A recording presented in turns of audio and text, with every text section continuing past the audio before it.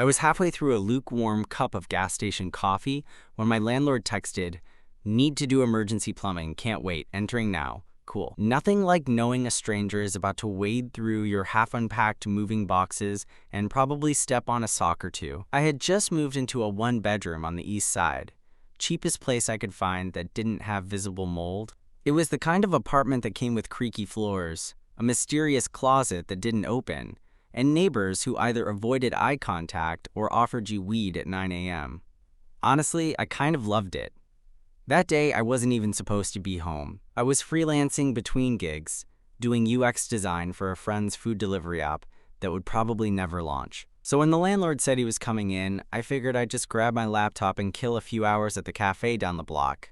But then I remembered I had left my charger plugged in by the couch, and I couldn't work without it, so I jogged back, climbed the 4 flights of stairs, slightly out of breath, and turned the corner to see the front door of my apartment open. That's when I saw him. Not the landlord. Someone else. A guy, tall, scruffy beard, faded jeans, rolled up sleeves, kneeling by the bathroom sink with a wrench in one hand and a flashlight in his mouth. He looked up when he heard me, mumbled something, and then pulled the flashlight out and said, "You the tenant?" Yeah, I said, still catching my breath. Didn't know someone was already inside. He wiped his hand on a rag and stood up. "Sorry, I'm Mark, plumbing guy. Your landlord said I could let myself in." "Oh, yeah," he texted me. "Just startled me, that's all." He looked around the tiny living room like he was sizing up the rest of the apartment. Then his eyes landed on the box of mugs I hadn't unpacked and the lopsided futon that passed for my couch. "You just move in?" "Last week," he nodded. "Place isn't bad. These buildings are old, though. Pipes are shit." "Yeah, I noticed," I said, thinking of the slow drip I'd been ignoring in the kitchen. He smiled, just a little. "I'll be out of your hair in about 20 minutes. I grabbed my charger and hesitated. I should have just left, but instead, I hovered by the doorway. "You want some water or something?" I offered, half out of politeness, half something else. He looked surprised. "I'm good, thanks." I nodded, but didn't move. Mark was maybe mid-30s. Not classically hot, but there was something about him, worn in, grounded. The kind of guy who probably fixed his own car and had calluses on his hands. I don't know what it was, but I kept standing there like an idiot. He turned back to the sink, muttering to himself as he twisted a pipe, his shirt riding up just enough to show a bit of lower back. A thin line of skin that made my throat dry. I turned away before I could be weird about it. But as I stepped out into the hallway, I heard him call after me. "Hey." I turned. He scratched the back of his neck. "You, got a towel? The cabinet one's soaked." "Yeah, totally." I went back in, digging through a box until I found one that didn't smell like cardboard. Handed it over. He took it, our fingers brushing for just a second. Not enough to mean anything. Except it did, at least to me. He held my gaze for a beat too long, and then he smiled, just a little, and went back to work. I left after that, sat at the cafe, drank terrible espresso, and tried to forget how his hands looked wrapped around that wrench. But I didn't forget, not even a little. 3 days passed. I kept telling myself to forget it. He was just a plumber, a guy doing his job. That towel moment? Probably nothing. But I couldn't stop thinking about him. And then, just as I was finally starting to convince myself that it was a one-off, my kitchen faucet sputtered and stopped. No water. Not even a drip. I stared at it, then texted my landlord, "Hey, water's out in the kitchen." He replied almost instantly. "Mark's already scheduled to check the unit upstairs. I'll ask him to swing by after." My heart did that stupid thing it does when it thinks it knows something's about to happen. So I cleaned up the apartment. Again. Lit a candle. Why? I don't even know. I wasn't trying to impress anyone. At least, that's what I told myself. Around noon, there was a knock. And there he was again. Mark. This time in a navy blue tee, darker jeans, and that same easy, no bullshit energy. "Hey," he said, stepping inside with a toolbox. "Kitchen faucet?" "Yeah." Just died. He moved past me, eyes scanning the counter. Mind if I take a look underneath? Go for it. I stood there awkwardly while he crouched under the sink, his back to me. I could hear the sound of metal clinking, the occasional grunt, the floor creaking under his weight. Then he said, "You ever live in one of these old buildings before?" "Nope, first time." "They've got character," he said, voice muffled, "but they'll test your patience." Like most men I've dated, I said before I could stop myself. Silence, then a low chuckle. "Fair," he said. "Same here." My heart thumped. Same here? He slid out from under the sink, wiping his hands. His shirt had ridden up again, just a sliver. Enough to drive me out of my mind. "I think it's the cartridge," he said. "Not your fault. These things wear out." I nodded, not really listening. He stood up, looked at me. "You working from home again today?" "Trying to. Mostly just fighting Illustrator and pretending I'm productive." He smiled. "Design?" "Yeah, freelance UX, which mostly means trying to make food delivery apps not suck." "Sounds useful." "Barely. You'd be surprised how many people don't know how to click a button that says, 'Order.'" He laughed again, but quieter this time. His eyes lingered on me. It wasn't like last time. This was longer, more deliberate. Something had shifted. "I can get the part and come back later this afternoon," he said. "Shouldn't take more than 20 minutes to swap." "Cool," I said, trying to sound chill. "I'll be here." He nodded, then headed for the door. "See you in a bit." And just before he left, he paused. "You still got that towel?" I blinked. "Yeah, why?"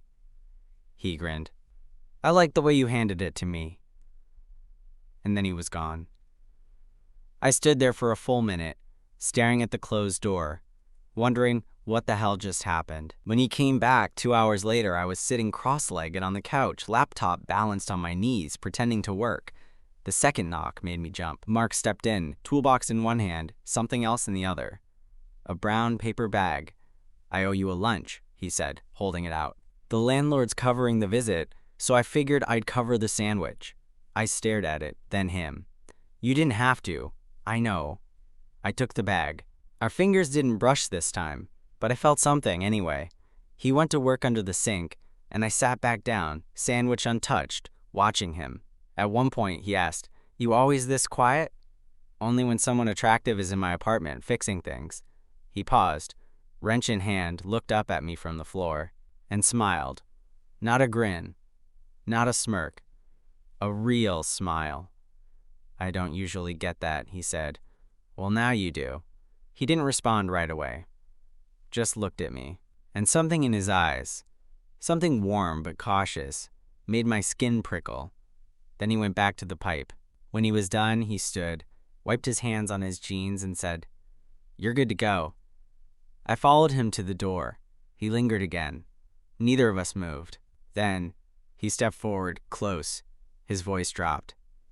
"You know, I don't usually talk much on jobs, but you make it easy."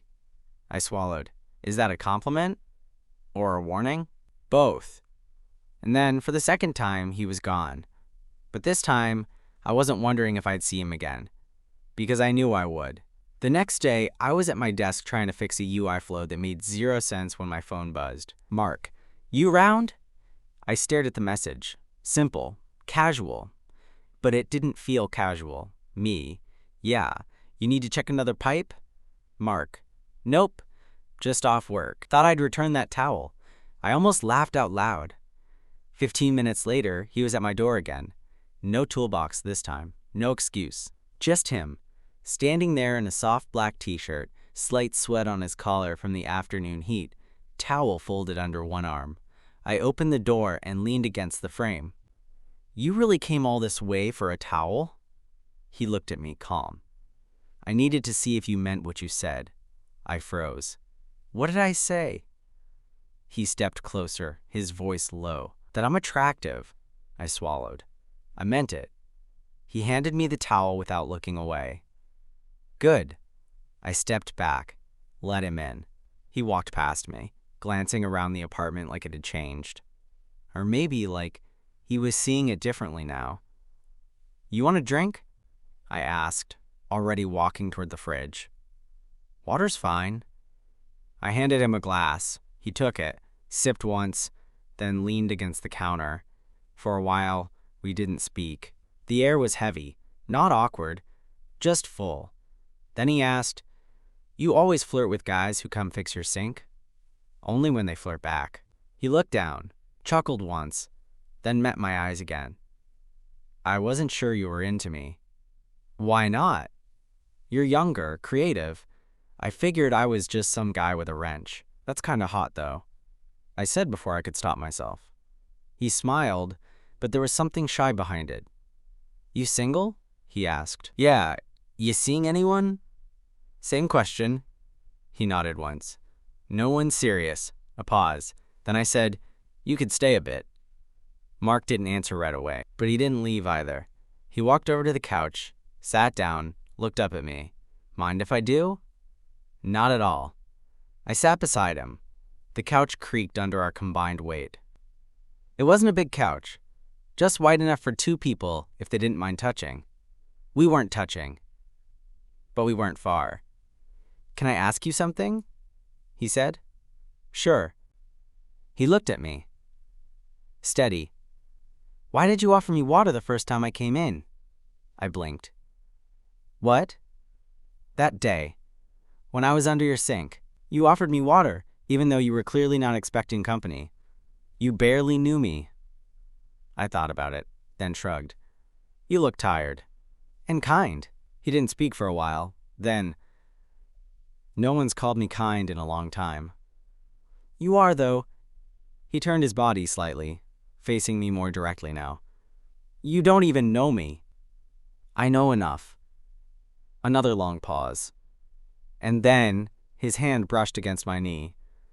Not a grab, not even a full touch, just his fingers resting lightly.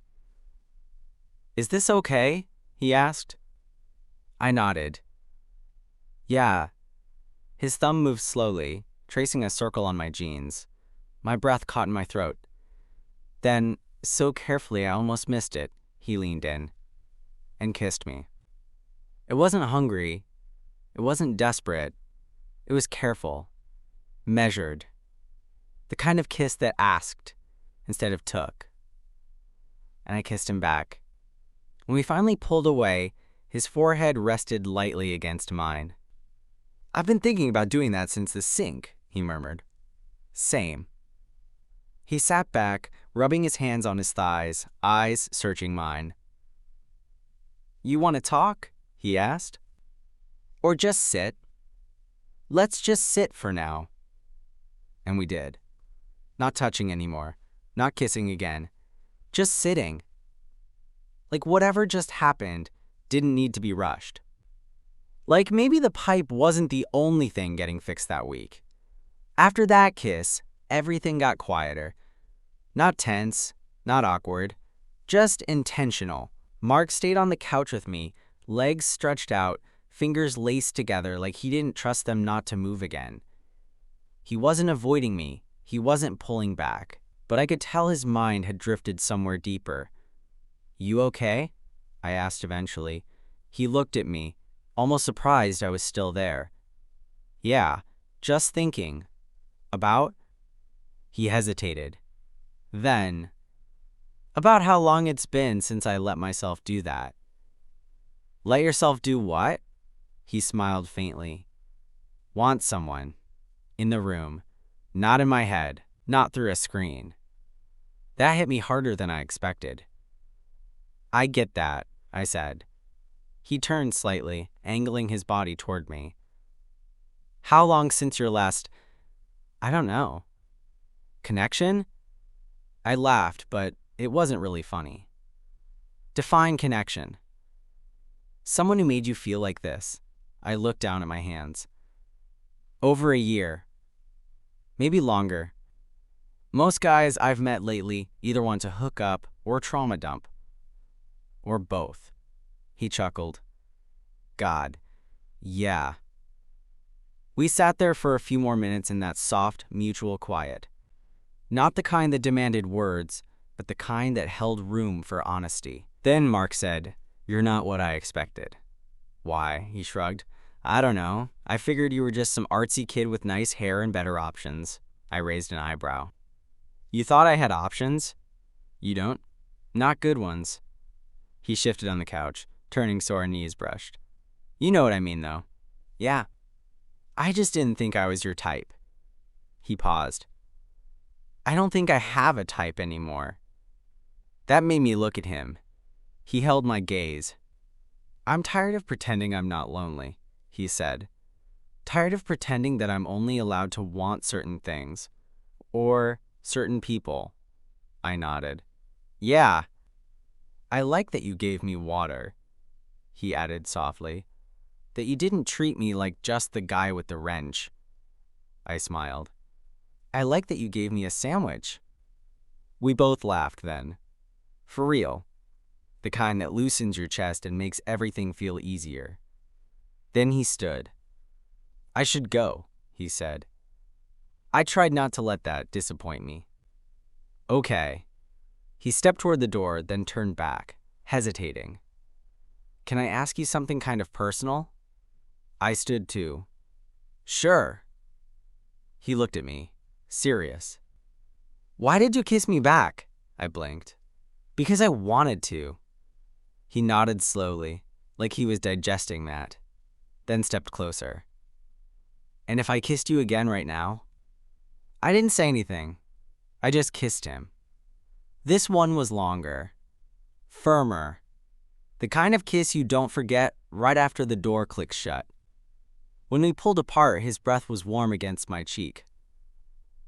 "I'll text you," he said. "You better." He lingered for a second, then left, and I stood there, fingers tingling, heart in my throat, wondering what the hell was happening to me. Mark didn't text me that night, or the next day, and even though I told myself I wasn't spiraling, I absolutely was. I kept replaying everything, how he looked at me, what he said before leaving, the way he kissed me like it meant something. But then silence. Just a void. Maybe I misread it. Maybe he changed his mind. By the time Friday rolled around, I'd half convinced myself it was just a spark in the moment, one of those almost things. A nice kiss, a weird connection, a guy who shows up, kisses you, and disappears, until 6:42 p.m. mark. "You home?" I stared at the screen, that familiar hit of adrenaline kicking in. Me. Yeah, just me and the couch. "Mark, you free?" I didn't even respond. I just typed the code to the front door and sent it. He showed up 20 minutes later. This time, there was no towel, no toolbox, no pretense. Just Mark. He stood in the doorway for a second before stepping in. "You okay?" I asked, trying to keep my voice casual.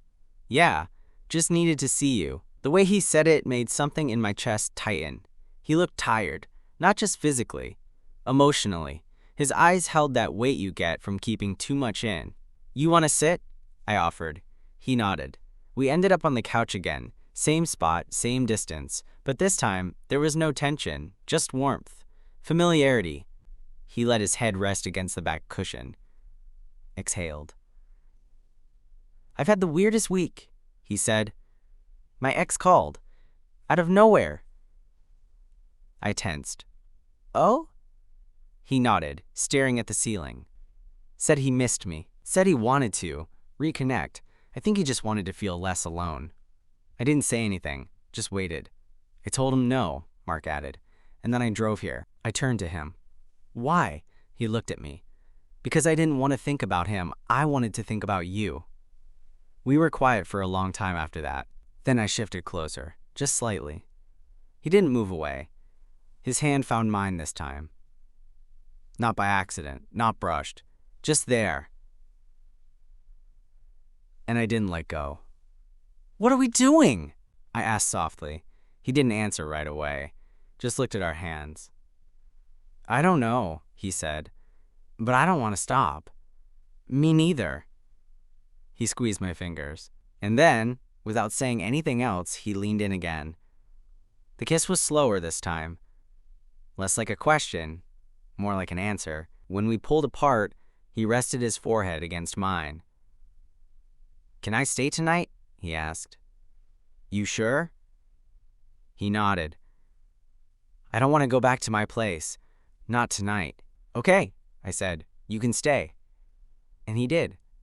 We didn't sleep together.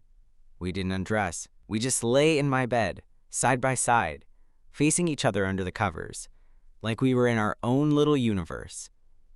He reached for my hand in the dark, and we fell asleep like that. I woke up before him. It was barely light out, the room washed in that soft, blue-gray tone before sunrise. I stayed still, breathing slow, not wanting to disturb the moment. Mark's arm was draped across my middle, one leg tangled over mine like it belonged there. It didn't feel like a hookup.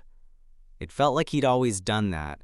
I turned my head slightly to look at him, his face relaxed in sleep, mouth slightly open, stubble catching the early light. He looked younger when he was asleep. Softer. A part of me wanted to stay like that all morning. Eventually he stirred. Not suddenly, just a slow shift, his fingers twitching against my side, his breath hitching slightly. He blinked a few times, then looked at me. "Morning," I whispered. His voice was rough. "Did I drool on you?" "Not yet." He smiled. Barely. But it was real. He stretched once, then let his arm fall back over me. "This okay?" he asked, voice still scratchy. I nodded. "Yeah. This is good." We lay there for a while longer, not saying much, just existing. Our bodies molded into each other like they'd been doing this for longer than a night. Eventually, he said, "I'm off today." "Plumbing emergency canceled?" More like I told them I wasn't coming in. I turned my head toward him.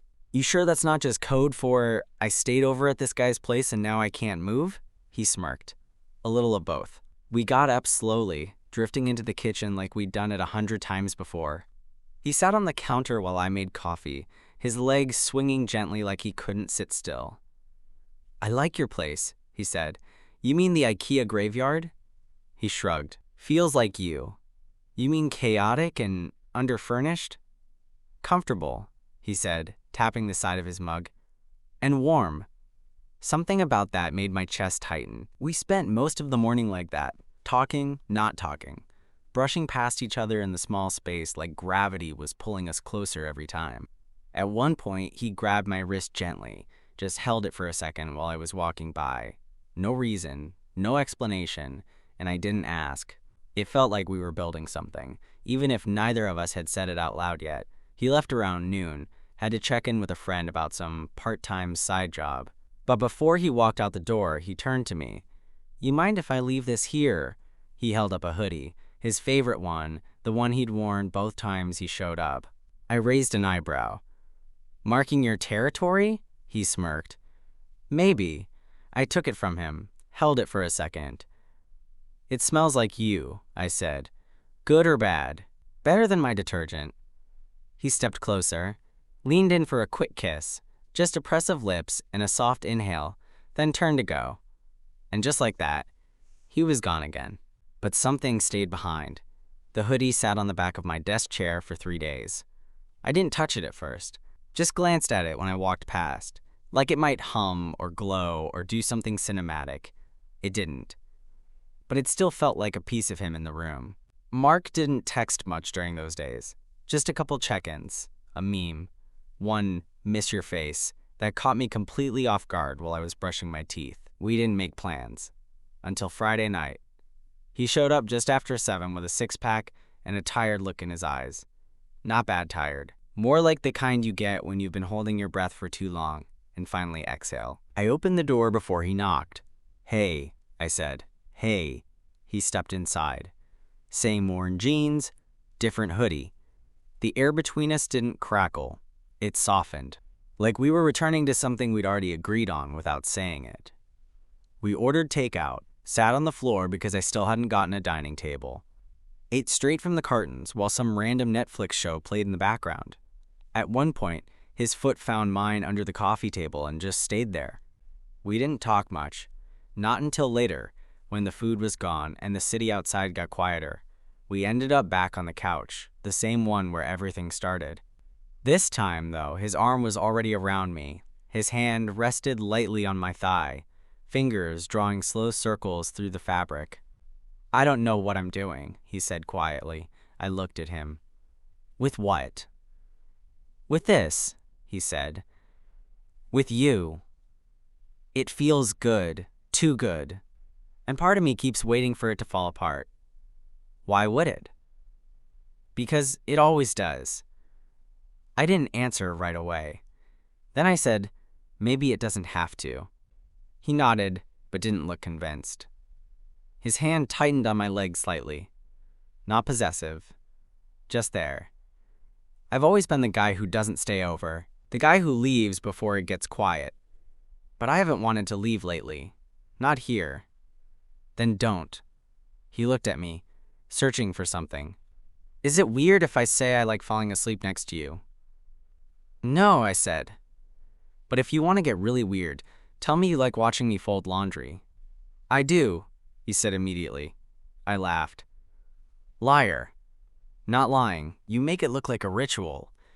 "It's literally just matching socks." He grinned. Still, that smile didn't last long, though. It faded, slowly. Then he added, "When I'm here, I feel like someone I like." That hit harder than I expected. I turned to face him fully. "You should always feel like that. Not everyone makes it easy." "I want to." He leaned in, his forehead pressing gently against mine. We sat like that for a long time. No kiss, no sound. Just two people trying to stay in that small, perfect moment. And in the dark that followed, under shared blankets and soft breath, we fell asleep again. This time, his hand never left mine. The next morning, I woke up to sunlight slanting through the blinds and the weight of Mark still beside me. He was on his back, one arm thrown over his face, the other hand still resting near mine.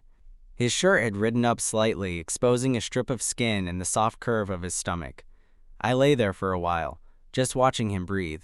It felt different now, not new, not electric, just real. Eventually he stirred, turned his head toward me. "Morning," he said, voice wrecked from sleep. "Hi." We didn't kiss. We didn't even move. But he reached for me, hand finding my chest, palm flat over my heartbeat. "Still feels weird waking up like this," he murmured. "Like I tricked the universe or something." "You didn't," I said. "You just stopped walking away." He closed his eyes, like that landed somewhere deep. We didn't talk much that morning. We just moved around each other in the kitchen, poured coffee, stood barefoot in the silence of something that didn't need to be named. He stayed through lunch. And dinner. That night, when he reached for his bag near the door, he stopped and looked at it like it didn't belong to him anymore. "You want to leave it?" I asked. He hesitated, then nodded, so he left the bag. And stayed again. We didn't use words like relationship or boyfriend. Not yet. Not because it didn't feel like that, but because we didn't need to force it. Whatever this was, it was already happening.